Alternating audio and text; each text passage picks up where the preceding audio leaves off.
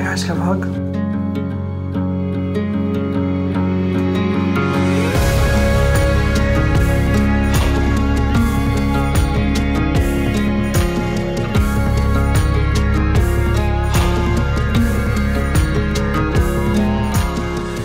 I'm leaving the family at a hotel in Orlando. It's just kind of funny. It's actually the last time we went through a hurricane was Hurricane Charlie, and we're actually, the hotel room's right next to where we lived at the time. So I'm actually driving through the area that I saw affected by Hurricane Charlie. All right, well, I'm headed to Clearwater, and I'm gonna go stay the night on the boat and just make sure that it is safe and everything's fine. We're only in a tropical storm watch in our area where the boat's at, so I hope it doesn't become a warning, and I hope this is just being precautionary. And I mean, I just got the boat, you know. Can't sink it the first couple weeks, right? Jason, do you see what you're missing out on? All this crazy insanity. Hurry up and sell your house. It's so crazy seeing the gigantic waves on it. It's so wet. Crazy seeing all these waves when you're driving along the highway.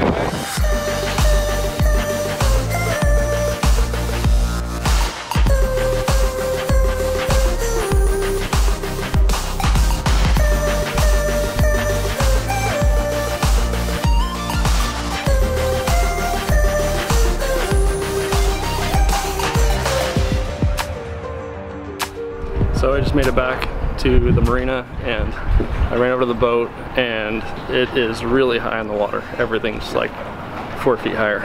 Normally I step straight across onto my boat, but I have to like launch up on top of it. Like, it was kind of hard getting on the boat the first time. I should have gotten here a little sooner, but I don't know. But soon I don't think there's gonna be a dock anymore. I think it's gonna be underwater. I mean, it's already underwater in some areas. Be interesting, that dock's completely underwater. My neighbor was here and he was like, "You guys are staying the night? I'm not coming back till I can sleep in late tomorrow." It's a funny guy, his name's Captain Kirk. He's got the craziest boat I've ever seen. Man, just going through this was like leaving the kids and just at the hotel, but I really wish Jason was here. I talked to a lot of people, and they're thinking that the Biminis would be fine to leave up, but since I'm staying on board, I can judge it whenever the winds pick up if I should take it down. Especially since we bent one of the rails, I want to make sure that we don't put any more added stress onto it. Man, we are normally nowhere near this high. I normally look up at that dock piling.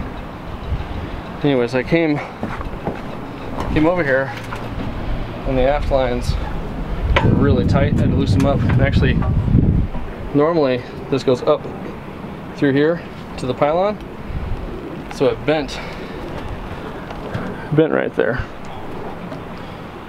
So now I'm going through underneath instead of through here where I normally do. Normally, you want to make sure that the masts don't line up with each other, but these ones come pretty close. It's about like a couple feet. I wish I could move their boat closer to the front, but their boat sits really close to the dock already. I can't move any further back because I'm already at the post. Luckily, my neighbor Kirk, Captain Kirk actually, has the craziest rig I've ever seen. I don't know if you noticed that, but there is no standing rigging. You might be like, oh, there's a backstay. Wrong, that is the topping lift.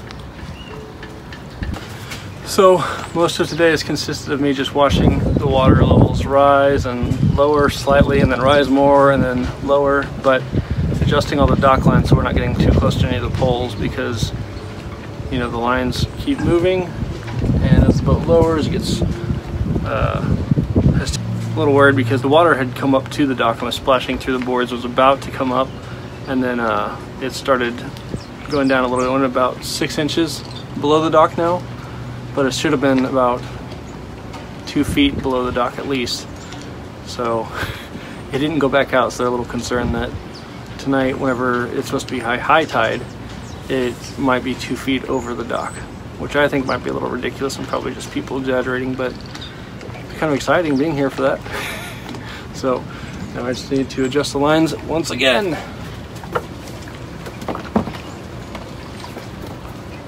Then I like to try to pull it to its max and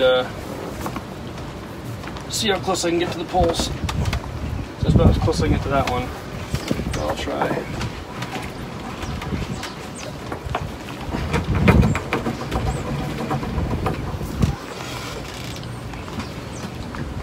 That's really close. That's too close for me, so I'm gonna adjust those ones too. All right, pretty good. Checking again in about an hour.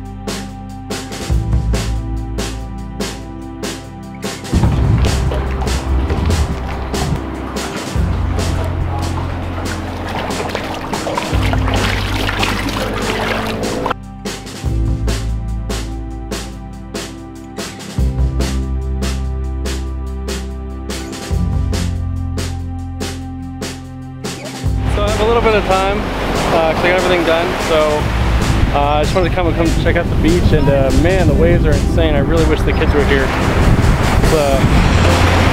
Those waves are crashing big time.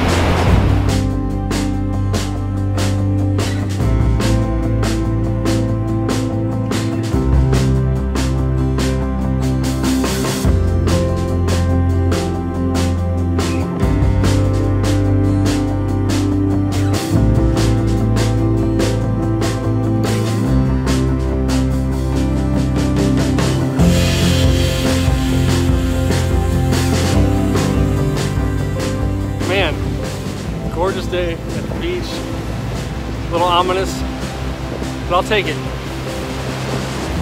Never liked the beach, but I like Clearwater Beach.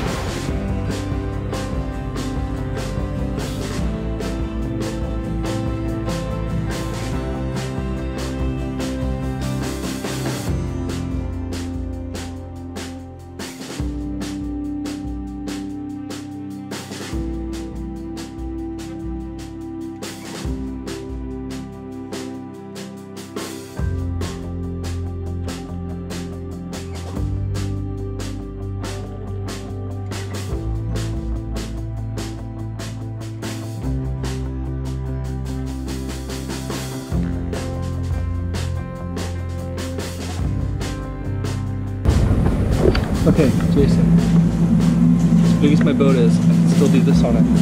Ready?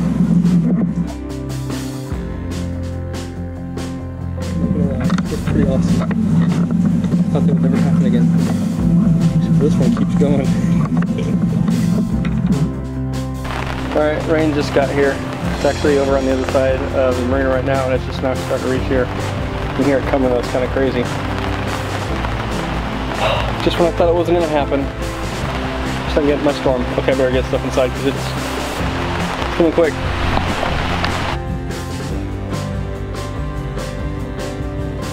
That's crazy. Like, it sprinkled over here, but it was like raining like crazy right across the marina, and now it's completely dead. This is weird.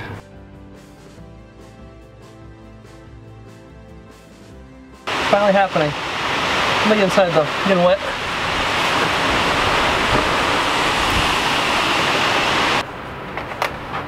I sweat a lot. I feel like I drink a lot of water. But I make things pretty simple, like sandwiches, or actually even more, I'll do Soylent, which is like, it's just a drink with everything you need. 4 servings a day, 5 servings I think, and then it's all you need for the day, nutrition wise, everything.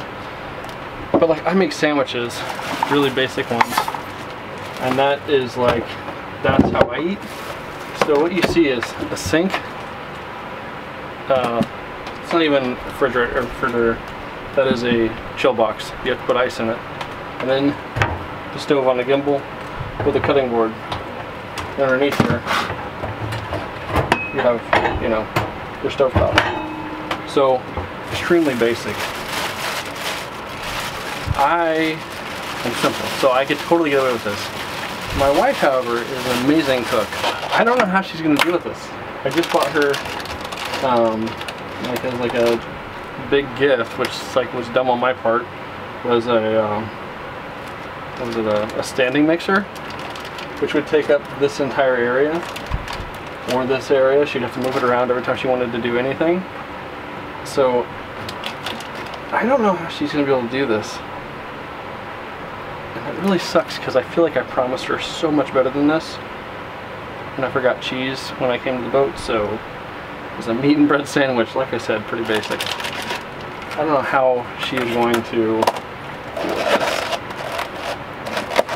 Because I really love her cooking and she's really good at it. I just heard dolphins.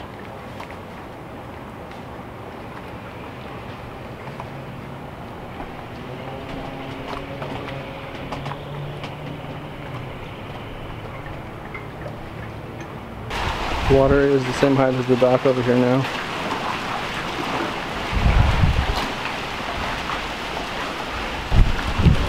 Oh, you don't say. I'm gonna furl the headsail a little more and get it wrapped around there. I realize the sail's exposed.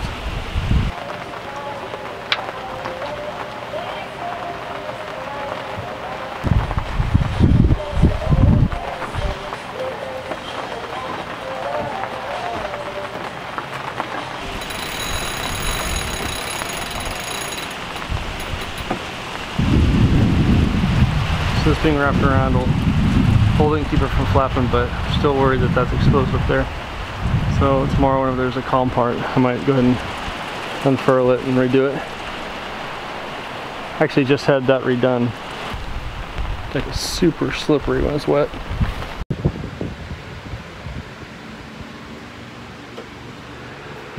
I don't know how practical it is the way I hung these, but I've been trying to find a way to create more storage in the boat. And I've actually been doing a lot of consolidating with stuff that was on the boat that I don't think I'll need. So it's like a little outdated. But man, I am not a man cave kind of guy. This feels like a man cave without my family here. And I can see the appeal to it. But at the same time, I am extremely lonely. I don't know how people can solo sail. I really miss my kids and the wife.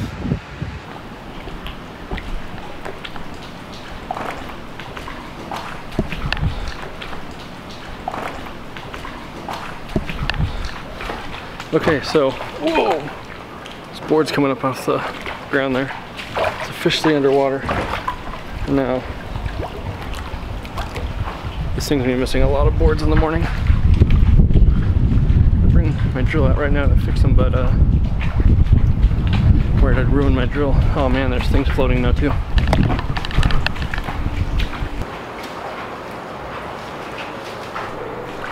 Oh, maybe the dolphins will come closer now.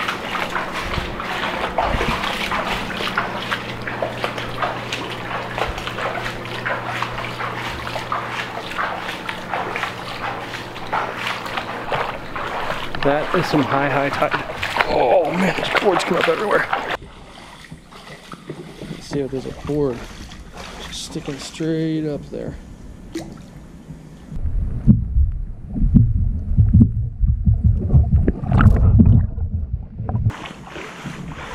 I'll come up and tie a couple of these back. Look at that. Ooh, these boards are just...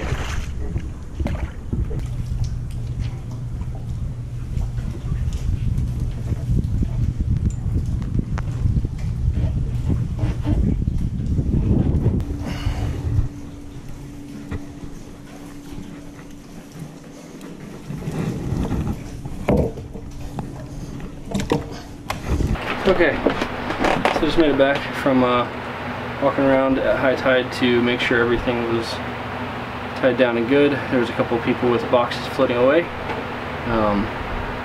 It's kind of cool seeing other people out, making sure that other people's stuff that aren't here on their boat are helping out. It's kind of like it's pretty cool how like the boat community likes to help each other out. It was right at high tide at midnight, and the dock was completely like 6 inches underwater. Then I jumped back on to the boat to get some line to tie people's stuff up, and then by the time I got back off the boat I could see the dock again. Then I get to the other side of the marina and it's underwater. I was like, oh, it must be lower over here. And then I get back over to our side after tying some things up, and it's underwater again, 6 inches again. I don't have a lot of experience with the tide, so if that's like a totally normal thing, I guess I'll learn. It's been a very uneventful weather-wise time on the boat, but definitely needed to be here.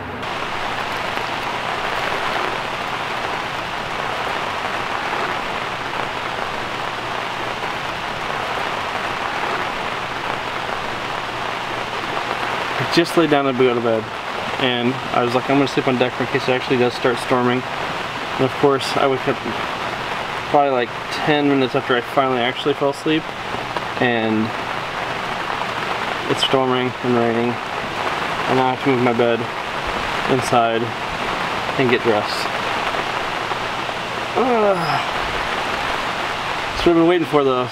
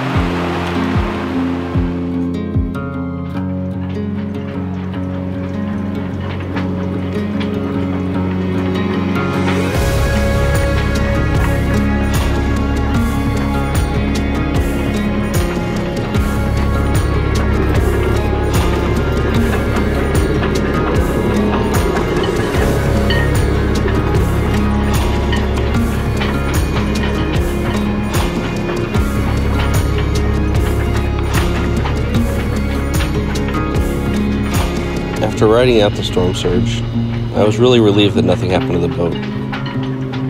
But looking on the news and everything that happened where it did land, it made me really sad for all the people whose dreams might not make it.